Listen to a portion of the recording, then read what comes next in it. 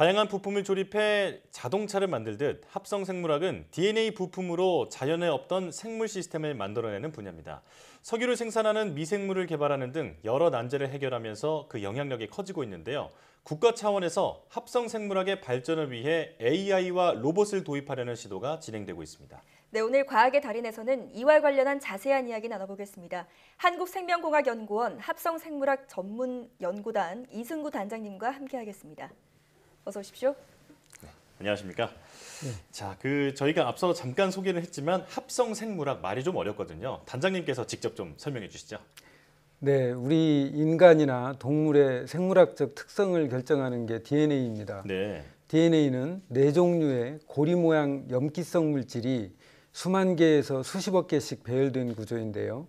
이 유전 물질을 매개로 작은 미생물에서부터 코끼리까지 생물학적 특성을 후대로 전달합니다. 네. 생명체가 가지는 유전적 다양성은 무한대에 가까운데요. 지난 수십 년 동안 생명과학은 이 다양성이 나타내는 생물학적 기능을 해석해왔다면 합성생물학은 여기서 더 나아가서 자연계에 존재하지 않는 DNA를 설계하고 이용하는 기술을 연구하는 분야입니다. 네. 기계나 전자 분야처럼 이미 해석이 완료된 유전자 정보의 조각들을 부품으로 이용해서 고도화된 유전자 모듈을 완성해 나가는 것입니다. 그렇군요. 네. 자, 합성생물학이 의학과 화학, 또 농업, 그리고 환경 분야에까지 많은 도움을 주고 있다고 들었습니다. 이 밖에도 이 합성생물학을 이용해서 풀 수 있는 난제는 어떤 것들이 있을까요? 먼저 화이자나 모더나의 메신저 RNA, 즉 mRNA 백신 개발에서 보듯이 핵산을 합성해서 의약품이나 백신으로 이용할 수 있습니다. 예. 모더나사는 mRNA가 안전하게 세포 내로 전달되고 인체에서 적정 수준의 항원을 생산할 수 있도록 인공 mRNA를 대량으로 만들어야 했습니다. 모더나사는 합성생물학과 자동화 기술 또 인공지능을 통해서 한 달에 메신저 RNA 1000개 이상을 1000종류 이상을 제조하는 시스템을 구축할 수 있었습니다. 네. 그 결과 다른 제약사들보다도 빨리 임상 일상을 진행할 수 있었고 임상 시작 10개월 만에 세계에서 두 번째로 백신이 승인됐습니다. 예. 뿐만 아니라 최근에는 탄소 중립을 위한 신재생 에너지, 저탄소 신소재 기술 개발을 위한 화이트 바이오 산업이 부각되고 있습니다. 네. 석유에서만 얻어지던 에너지나 화학물질을 미생물 세포에서 생산하는 연구들인데요. 기후변화 문제 해결에 필요한 답을 제시할 수도 있을 것으로 보고 있습니다. 예. 자, 이렇게 활용도가 점점 높아지고 있는데요. 현재 우리 정부 주도로 합성생물학 연구 분야의 발전을 위해서 여러 가지 프로젝트를 진행하고 있다고 들었습니다. 단장님께서 설명해 주시죠. 네, 현재 바이오 파운드리 구축이 국가 예비 타당성 사업으로 추진되고 있습니다. 네. 바이오 파운드리란 한마디로 합성생물학을 가속화하기 위한 플랫폼 구축 전략입니다. 예. 바이오 기술의 경우에 영향력이 높은 분야지만 방대하고 복잡한 데이터와 실험 연구가 느린 것이 한계로 지적되어 왔습니다. 이것을 극복하기 위해서 등장한 전략의 하나가 미국 다파에 의한 역공학 방식입니다. 예. 즉 초기에 대량의 설계를 진행하고 결과물에 대한 정보를 대량 확보해서 모호한 설계의 차이까지도 찾아서 더 정확한 설계가 가능하게 하는 디자인 사이클을 적용하는 것입니다. 네.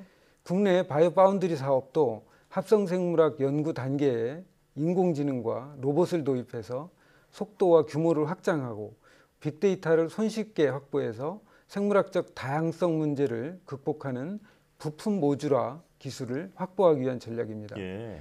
이 과정에서도 다양한 생물 간에도 공통적으로 활용될 수 있는 인공회로 또 세포 공장 기능을 설계할 수 있게 됩니다. 예. 네.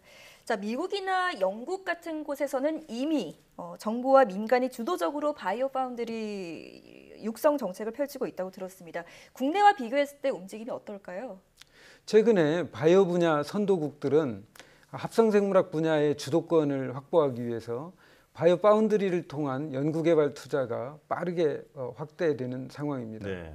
미국의 경우에는 실리콘밸리 자본이 동원된 민간 바이오 파운드리가 활발하게 상장하고 있는데요. 작년까지 작년 한 해 실리콘밸리의 총 투자액이 약 9조 원이었는데 올해는 투자액을 가늠하기도 어려운 정도입니다. 예. 얼마 전에 긴코바이오웍스라는 합성생물학 바이오파운드리사가 미국 기업이 나스닥에 진입한 일이 있었는데 예. 이 회사의 상장으로 약 20조 원의 투자가 일어난 상황입니다. 그렇군요. 네. 이 기업은 모더나 메신저 RNA 백신 생산에 필수적인 플라스미드 DNA와 DNA 중합 효소를 최적화해서 이를 계기로 지난해 미국 정부로부터 1조 2천억 원이라는 천문학적인 금액을 지원받으면서 코로나19와의 전쟁에 첨단에 선 곳입니다. 네. 우리나라에서도 모험 자본들은 있으나 대부분 치료제 등 의학 한정된 분야에 집중되어 있고 플랫폼 분야에서는 아직 모험 자본이 잘 작동하지 않는 것 같습니다. 예. 국내 바이오 기업 중에서는 CJ제일제당이 균주 개발 자동화 플랫폼을 구축하고 있는데요. 여러 바이오 기업들도 최근에 관심을 보이고 있습니다. 예. 네. 자, 국내외 상황까지 설명을 해주셨는데요. 그렇다면 이 바이오 파운드리가 구축되면 합성 생물학의 미래는 어떻게 달라질까요? 우리나라의 합성생물학도 지금은 개인 연구에 의존하고 있지만 바이오파운드리가 활성화되면 분야별 엔지니어와 자동화 시스템의 지원이 가능해질 것입니다. 네. 기술적으로는 대량 설계를 통해서 핵산, 단백질, 세포를 병렬로 제작하고 이를 초고속 테스트해서 대량 데이터를 확보합니다. 얻어진 결과와 최초 설계된 DNA를 비교해 개선점을 찾아내는 부분에 AI를 도입하여 숨어있던 유전자 변이를 찾아내고 재설계 과정을 반복합니다. 예.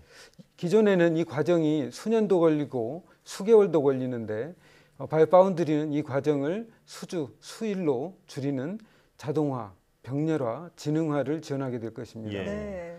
이를 통해서 합성생물학은 더 쉬워지고 연구 개발은 창의성과 알고리즘 개발을 통한 산업 발전 및 인류 난제 해결을 강화하게 될 것입니다.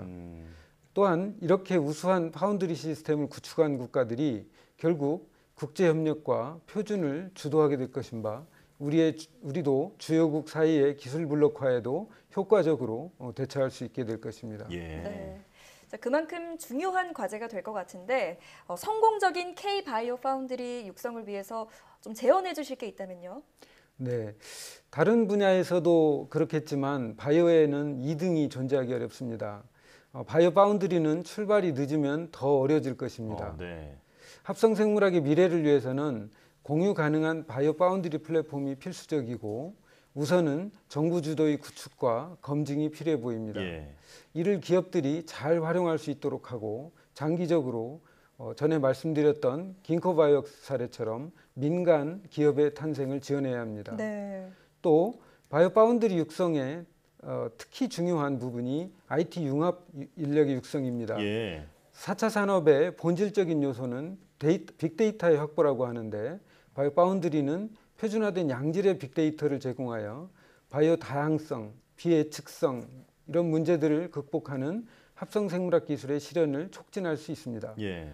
이를 위해서는 인공지능, 로봇에 관련된 IT 인력이 바이오에 더 많이 유입되도록 분야 간의 장벽이 허물어져야 됩니다. 예. 바이오와 IT 역량을 동시에 갖춘 인재를 양성하고 인프라와 데이터 공유에 대한 제도적 장치의 개발도 필수적으로 뒷받침이 되어야 합니다. 예. 네. 자, 합성 생물학과 바이오 파운드리에 대한 설명을 지금까지 쭉 들어봤는데 이 단장님께서는 이 합성 생물학 연구에서 이제 첨단에 계신 분이잖아요. 자, 특별히 이 분야를 연구하게 되신 그 계기가 있을까요? 저는 30여 년간 효소공학을 중심으로 연구해 왔습니다. 예. 이 과정에서 두 가지 매력적인 주제를 만났는데 첫째는 2018년 노벨 화학상을 받았던 프란시스 아놀드 교수의 인공진화에 대한 실험이었습니다. 네. 둘째는 인공 유전자 회로를 이용하여 단일 세포 수준에서 효소 활성을 관찰하는 기술이었습니다.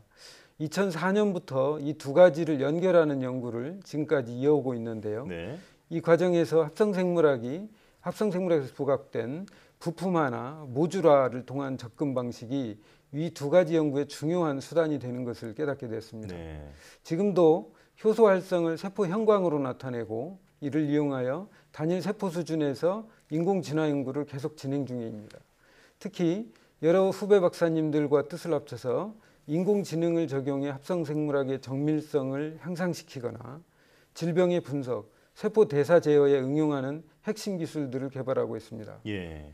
또 이런 미생물을 바이오센서로 이용해서 유해물을 모니터링하거나 화학물질의 생산성을 극대화하고 치료, 진단에 필요한 스마트 세포를 만드는 응용 연구도 진행하고 있습니다. 네.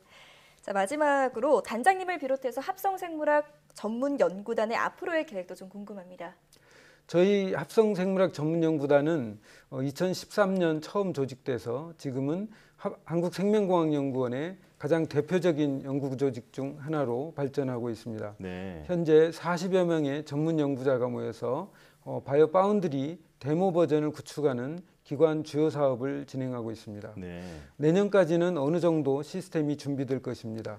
이 계획대로 일이 진행이 되면 앞서 말씀드린 예비 타당성 사업이 본격화되기 전에라도 어느 정도는 문제점을 파악하고 국가 바이오 파운드리가 성공적으로 운영될 수 있는 기반을 확보할 수 있을 것입니다. 네. 또한 국내 합성생물학 분야에 세계적인 리더십을 갖춘 연구자들이 있습니다. 저희는 합성생물학 커뮤니티의 네트워크 코어 역할을 하면서 국내 합성생물학자들의 연구들이 더 경쟁력을 갖추고 또 산업계에 정착하는 데 마중물 역할을 해나갈 것입니다. 예. 개인적으로는 산업용 효소 연구에 합성생물학을 연계한 뒤에 이를 필요로 하는 산업계에 신속하게 제공하는 촉진자 역할을 할 수 있기를 바랍니다. 네. 네. 이 합성 생물학의 무궁무진한 가능성에 대해서 오늘 쭉 설명을 들었는데요. 우리가 꼭 세계를 선도하는 그런 앞서 나가는 국가가 될 수 있기를 기대하겠습니다. 자, 한국생명공학연구원 합성생물학 전문연구단 이승구 단장과 함께했습니다. 고맙습니다. 감사합니다.